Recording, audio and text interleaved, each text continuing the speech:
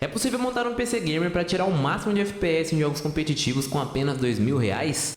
Eu tentei e, acredite ou não, esse foi um dos desafios mais difíceis que eu já tive quando o assunto é montar um PC. Eu falo isso porque montar um PC focado em jogos competitivos é diferente de montar um PC Gamer com o intuito de jogar de tudo ou mexer para os outros usos como trabalho. Pois cada segundo para um jogo competitivo faz muita diferença. Um milissegundo no frame time pode significar uma morte ou uma vitória. E para essa experiência, vamos ter de montar a configuração mais acertada possível.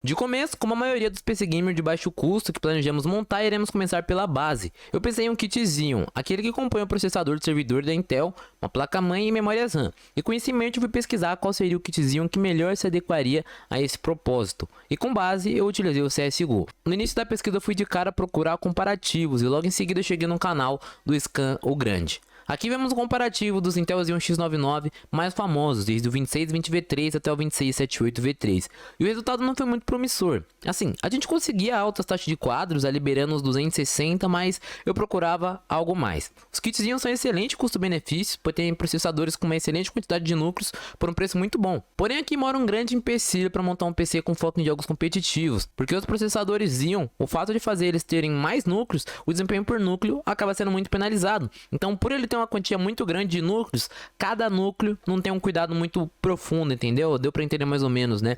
É diferente de você ter um processador com poucos núcleos, mas cada núcleo é muito forte. E apesar dos processadores Xeon acusarem um baixo nível de utilização durante os jogos, eles ainda não conseguem empurrar mais quadro, porque jogos competitivos como CSGO e Valorant só conseguem fazer um bom uso de 4 ou menos núcleos, deixando totalmente desvantagem os kits Xeon que têm muitos núcleos, porém mais fracos.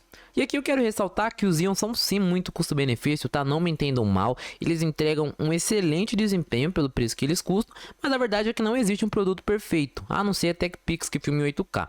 E todos os produtos têm um calcanhar de Aquiles, e esse calcanhar de Aquiles dos kits Xeon são desempenho por núcleo, né? O single core, o single thread. Então, se os kits Xeon que representam um excelente custo-benefício não são a opção, aí já fica muito mais difícil, cara, já fica muito mais cabreiro. E como segunda opção eu pensei nos Ryzen, que também apresentam um bom custo-benefício e são mais novos. E eu cheguei no Ryzen 5 2600. Ele é o principal concorrente do Xeon i5 2640V3, porém mais novo e com um pouquinho mais de single core. Será mesmo?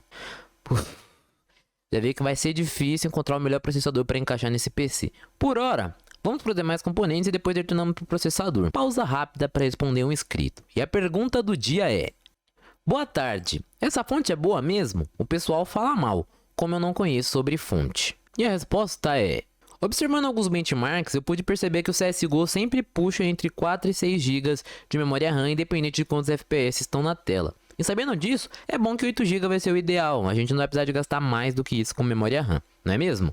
Ou será que eu estou enganado? Observando esse vídeo que passa aí na tela, podemos ver que a diferença entre usar um pente de 8 GB de memória RAM e 2 pentes de 4 GB é muito grande, chegando a quase 100 FPS em alguns casos. Isso se dá porque quando a gente usa duas memórias ao invés de uma só, elas conseguem ter uma comunicação mais rápida com o processador, porque a gente tem duas vias de comunicação, tá? Então, usar o Dual Channel, né, que é essa tecnologia de utilizar duas memórias, aqui é uma regra, não existe opção da gente não utilizar o Dual Channel. E observando esse outro comparativo que também passei na tela, mostra que a frequência também conta muito, né? Chegando a fazer quase 60 FPS de diferença, de 2133 para 3600. É um salto e tanto. E aqui, como a gente está querendo focar cada milissegundo, cada ganho de desempenho é muito importante, a gente vai ter que procurar uma memória com a frequência mais alta. E isso também é um ponto negativo dos Xeons que eu não falei para vocês mais cedo, tá? A grande maioria deles só suporta memórias abaixo de 2133, tá?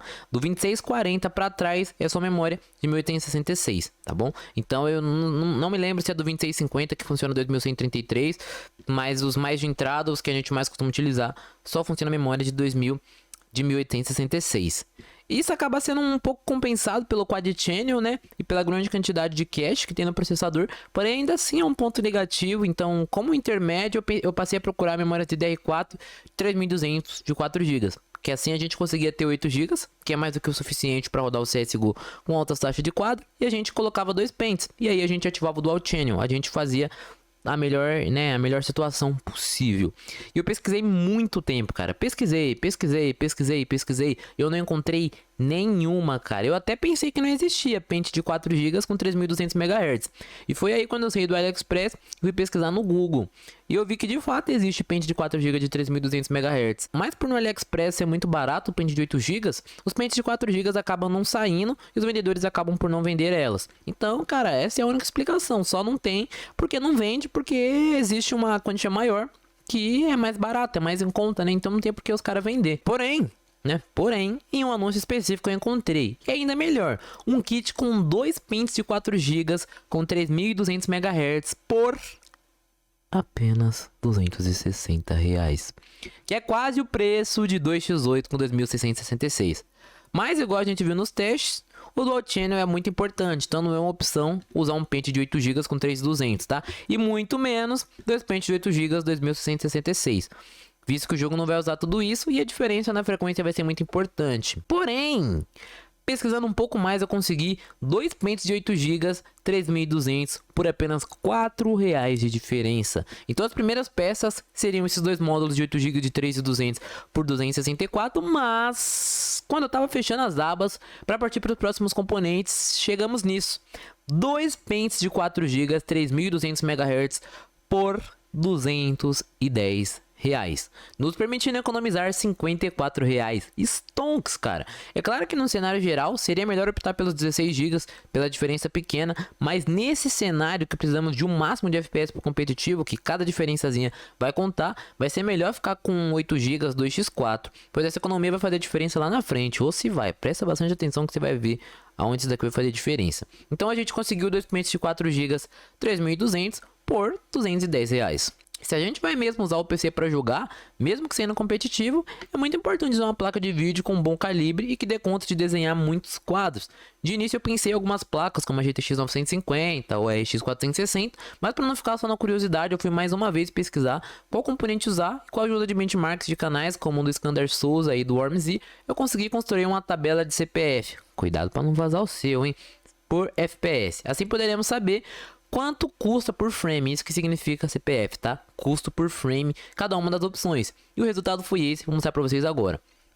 Os testes foram feitos no CSGO em 1080p no low, tá? E aqui a gente tem o seguinte, a RX 460 de 2 GB tá saindo por R$627, ela consegue fazer 223 FPS e custa R$2,81 cada FPS.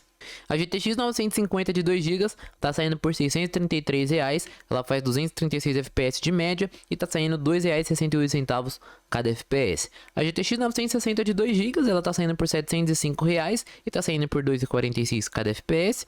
A R7 360 tá saindo por 495, está por 2,61 cada FPS. E a R7 260X de 1 GB de DDR5 tá saindo por R$406 e R$1,96 cada FPS. E aqui tá, pessoal, fica nítido duas coisas, que a placa que mais vai entregar FPS entre essas é a GTX 960 e que é mais custo-benefício pelo que ela entrega é a i7 260X. Placa essa que eu já trouxe diversos vídeos sobre aqui no canal, tá? Você deve estar se perguntando por que não apareceu placas como a 750 Ti, 650, 660 por aqui, e a resposta é simplesmente pelo fato delas não suportarem nativamente o DirectX 12, tá? Se o CSGO passar por um update e passar a pedir um DirectX mais recente, a 750 Ti não vai mais abrir o jogo, e aí isso daqui vai tudo por água abaixo. E, cara, não é tão difícil disso acontecer, tá? Aconteceu alguma coisa semelhante com o Valorant, antes a 9800 GT e outras placas mais antigas rodavam o game muito bem, e hoje o jogo não deixa mais esse tipo de placa iniciar, tá? O jogo ele aparece uma mensagem lá de erro por falta de compatibilidade, então infelizmente acontece. Antes de escolher um modelo específico de placa de vídeo, vamos ter de resolver uma questão que a gente deixou em aberto. Lembra que lá no começo estávamos com uma certa dificuldade de qual kit escolher? Pois agora apareceram algumas opções mais promissoras. Lembra que lá no começo eu disse que o CSGO e outros jogos competitivos semelhantes se beneficiam de no máximo 4 núcleos? Bom, sabendo disso, só precisamos achar um processador com pelo menos 2 núcleos e 4 threads, não menos que isso, mas que tenha um single core por núcleo muito forte, né? Foi aí que eu cheguei numa grande solução, o Intel Pentium G7400.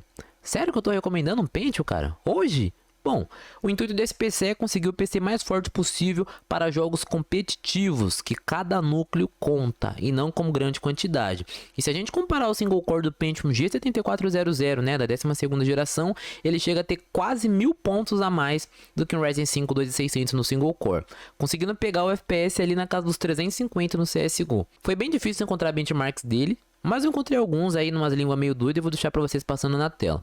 E esse processador consegue fazer tudo isso custando apenas 15, 10 reais.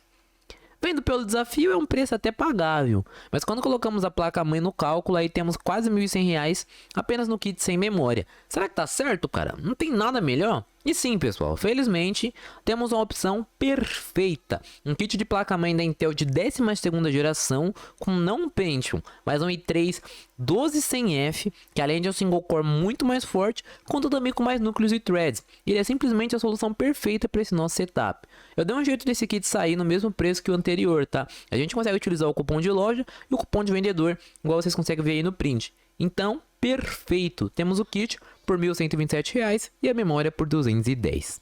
Passando para o próximo componente, temos o armazenamento. E como o objetivo é ter o máximo de desempenho possível, é óbvio que vamos usar um HD SATA 2.5, que é aquele HDzinho de notebook, pois além dele esquentar menos, consome menos também. Brincadeira, brincadeira. Vamos utilizar um SSD NVMe da marca Kingspec de 128 GB, tá? Ele é mais que suficiente para o Windows e para o CS. Tá custando R$ 104 reais. Esse é um dos últimos componentes desse PC. O i3 12100F é um processador com TDP máximo de 89 watts. E o CPU cooler que vamos usar é o Blizzard T2 da Cooler Master, tá? É o mesmo cooler que eu uso e segurou tranquilo um Xeon E5 2689, que tem um TDP de 115 watts. Detalhe que no teste de estresse não passou de 65 graus. Tem conteúdo sobre aqui no canal para vocês verem a prova. A gente consegue encontrar ele por R$ 80,25 no Open Box com frete incluso lá na Kabum, tá? O Open Box é o produto que é semi-novo, tá? Ele é como se ele fosse usado, mas totalmente perfeito, inclusive vem na caixa, tá? A fonte que vamos usar aqui fica um pouco complicado, pois só sobra orçamento para a Seasonic de 300 watts 80 Plus, que apesar de ser uma boa fonte, com PFC ativo vai ficar quase sem folga para montar essa configuração. Porém, a gente não tem escolha, né? Tem que concluir o PC e para isso a gente precisa sacrificar alguns pontos. E apesar de apertado, a fonte vai conseguir levar essa configuração. Graças ao i3 é um processador bem econômico, tá? Se fosse um i5, o desafio ia terminar aqui, cara, nem ia ter jeito. E agora com a base do PC montada, só nos falta a placa de vídeo. E optando pela R7 260X de 1 GB GDDR5, o orçamento estoura. E vai dar para R$ 2.064,25. Porém, lembra que lá atrás, enquanto estávamos escolhendo a memória, tínhamos conseguido economizar R$ 54 reais?